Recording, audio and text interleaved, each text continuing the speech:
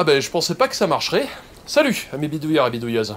Alors aujourd'hui je vais faire un petit épisode, parce que après le travail sur Thor, il me faut du repos. Donc parlons électricité. C'est bien l'électricité. J'adore les orages, la foudre, le flash, et puis ce bruit quoi, ce putain de bruit. Ah j'adore ça.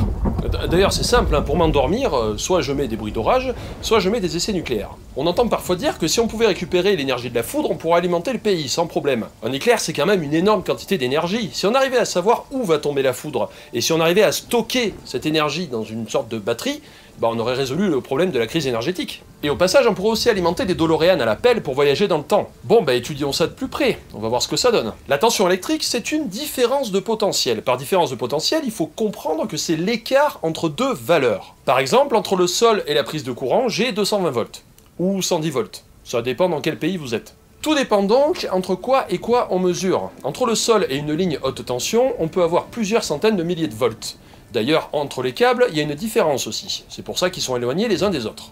Les câbles de ligne haute tension sont éloignés les uns des autres car l'air est un isolant électrique. Jusqu'à un certain point. On appelle ça la rigidité diélectrique. Pour l'air sec, cette résistance est de 36 000 volts par centimètre. Donc si on a deux points séparés de 1 cm avec une différence de potentiel de 36 000 volts, l'air se ionise. Pour faire vite, il devient conducteur, et ça nous fait un joli arc électrique. Le truc, c'est que l'air n'est pas un gaz parfait. Il y a plein de trucs dans l'air, c'est pas uniforme de partout. Pendant un orage, par exemple, l'air est humide. Et vu que l'eau est beaucoup plus conducteur que l'air, augmenter l'humidité fait baisser la rigidité diélectrique à environ 10 000 volts par centimètre. Alors voilà, pendant un orage, il y a tout un tas de phénomènes de friction, de mouvement d'air, etc. qui vont créer une énorme quantité d'électricité statique, et donc une énorme différence de potentiel entre les nuages et le sol, ou entre les nuages eux-mêmes. J'explique pas ici le phénomène qui fait qu'on en arrive à cet état, il y a d'autres vidéos qui le font, nous on se concentre sur la foudre en elle-même. Le truc c'est que dans le ciel, et surtout pendant un orage, la couche nuageuse n'est pas uniforme, il y a des masses d'air qui se baladent, enfin bref, c'est le gros bordel. Donc, pendant un orage, des différences de potentiel, il y en a de partout. Il y en a entre les nuages, et il y en a entre les différentes zones du sol. D'où les éclairs dans les nuages et la forme bizarroïde des éclairs. Quand entre deux endroits, la différence de potentiel est suffisante pour dépasser le seuil d'isolation de l'air, la foudre prend forme. Regardons cette vidéo de foudre au ralenti. On voit clairement qu'elle ne trouve pas directement son chemin, il y a des ramifications. On appelle ça des traceurs. En fait, l'air n'étant pas parfaitement uniforme, il y a des zones où elle s'ionise plus facilement que d'autres. Du coup, l'éclair part en ramification par décharges successives. Le truc, c'est que l'ionisation de l'air coûte très cher en énergie, donc certains traceurs s'épuisent, entre guillemets, sans trouver leur chemin. Quand un ou plusieurs traceurs trouvent enfin le chemin qui va bien, l'équilibre de la force peut enfin avoir lieu. Survient alors l'éclair en lui-même. Ça se traduit par une décharge énergétique assez velue, en fonction du réservoir électrique qu'on vide. Entre guillemets. On voit d'ailleurs que les traceurs ont disparu, car l'électricité prend désormais la voie la moins coûteuse. Alors tout ça, c'est bien beau, on trouve même toutes les infos sur Wikipédia, c'est cool, mais ça représente quoi comme énergie, la foudre? Est-ce qu'on peut ou est-ce qu'on pourrait exploiter ça pour alimenter le pays en électricité renouvelable? Bon, déjà, on sait pas actuellement exploiter la foudre. Il y a deux raisons à ça. Même si on arrive à l'inciter, on sait pas exactement où va tomber la foudre avec certitude. Déjà, on sait pas quand est-ce qu'il va y avoir un orage, et quand il y en a un, on a vu, c'est le gros bordel. Ensuite, même si on arrive à inciter la foudre à tomber à un seul endroit, il faudrait stocker tout ça. Et on est loin de stocker la foudre dans une batterie sans la faire littéralement exploser. Alors peut-être qu'un jour on arrivera à mettre au point des super condensateurs de la mort, capables d'encaisser la foudre et de garder, disons, 90% de l'énergie. Mais ça servira à rien. Enfin, si on crée ce genre de batterie, ça révolutionne notre rapport à l'énergie, et les applications seraient complètement dingues. Mais on ne les utiliserait certainement pas pour récupérer l'énergie des orages. Quelle est la puissance d'un seul éclair?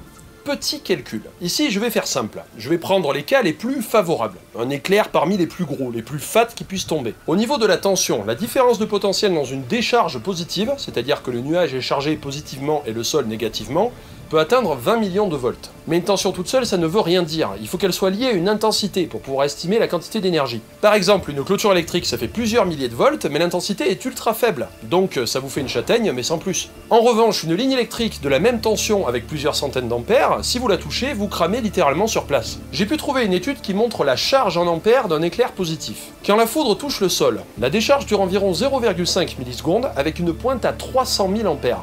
Ah ouais, ça fait pas semblant quand même. Pour faire une petite comparaison pour ceux qui sont pas habitués, les prises de la maison c'est 16 ampères maximum. et une ligne haute tension monte à 2500 ampères. Donc 300 000 ampères, c'est un petit peu violent. Les plus gros éclairs enregistrés dans cette étude transfèrent environ 400 coulombs. Un coulomb, c'est la quantité d'électricité qui est transmise. Concrètement, ça correspond à la surface de la courbe. Sachant que 1 coulomb est égal à 1 ampère par seconde, c'est comme si on transférait 400 ampères pendant une seconde. Bon, ben on a tout pour faire le calcul. La puissance est égale à l'intensité fois la tension. 20 millions fois 400. Ce qui nous donne 8 milliards de watts par seconde, ou 8 milliards de joules, hein, c'est pareil. Afin de comparer ça plus facilement, je divise par 3 600 000 pour amener ça en kilowattheure, ce qui nous donne 2222 kWh ou 2,2 MWh. 2 MWh en éclair, mais c'est génial! Imaginez toute l'énergie qu'on pourrait récupérer si on arrivait à capter ça, ça serait vraiment... Bah en fait non, c'est pas terrible. Alors oui, c'est impressionnant parce que c'est 2 MWh en l'espace de quelques millisecondes, ça, on est d'accord. Mais ensuite, il faut savoir comparer les choses. Déjà, on a un problème de taille, auquel l'humanité n'aura jamais la réponse. C'est qu'on sait que la DeLorean, c'est 2,21 gigawatts, mais on ne sait pas sur combien de temps. Oui, je sais, c'est gigawatts, mais normalement c'est gigawatts. Si c'est sur une seconde, un éclair assez puissant peut théoriquement apporter l'énergie nécessaire. Mais si c'est 2,21 gigawattheures, c'est pas assez, putain. Ensuite, si 2,2 MWh ça paraît énorme, ça l'est pas tant que ça. Ça représente grosso modo la consommation à l'année d'une maison de plus de 100 m² sans chauffage électrique. Pour faire une comparaison, cette semaine de février, où la vidéo est sortie, le réseau français a fait des pointes de production à 95 000 MW pendant plusieurs heures, soit 43 000 éclairs par heure. Allez, on se fait une dernière comparaison avant d'enfoncer le clou une bonne fois pour toutes. Sur la France métropolitaine, on a 1 million d'impacts de foudre par an, ce qui nous donnerait, avec notre éclair à 2,2 MWh, 2,2 TWh d'énergie produite par an si on arrivait à capter toute la foudre qui tombe sur toute la France métropolitaine pendant un an. Or, en 2016, le réseau métropolitain français a produit 531 TWh. On est très très loin du compte. Surtout, et là je finis de clouer le cercueil du mythe de l'énergie des orages, l'exemple que j'ai pris, il est exceptionnel. Un éclair de 2 MWh, c'est ultra rare. Et puis, j'aimerais pas être dans les parages. J'ai pris la tension la plus élevée, avec 20 millions de volts, et une des décharges électriques les plus fortes qui a été enregistrée. Parce que, vu que les conditions varient énormément, les orages c'est jamais les mêmes, etc., etc., ben, l'intensité de la foudre varie elle aussi énormément. La tension peut énormément varier, ça peut aller du simple au triple en fonction de la distance qu'il y a entre le nuage et le sol, et la charge électrique varie entre 5 et 400 coulombs. Pour un éclair négatif de base, les plus nombreux, c'est de l'ordre de 20 coulombs. Donc on passe de 400 à 20. Il y a une bonne différence déjà. Sur Wikipédia, il parle d'environ 280 kWh pour une décharge moyenne, donc 8 fois moins que ce que j'ai calculé. J'ai pris cet exemple de l'éclair le plus fort qui puisse exister pour vous montrer que même dans ce cas-là, ça ne produirait même pas 1% de l'énergie du réseau. Et comme je l'ai dit, dans cette histoire, on part du principe qu'on arrive à capter tous les impacts de foudre sur l'ensemble du pays, et à récupérer la totalité dans un système de stockage parfait, ce qui n'existe pas. Je pense que même pour récupérer un éclair de temps en temps, une installation capable de stocker l'énergie des éclairs serait absolument pas rentable. Donc cette histoire de récupérer l'énergie de la foudre, c'est un mythe. Mais ça reste impressionnant à voir et à entendre. C'est déjà ça.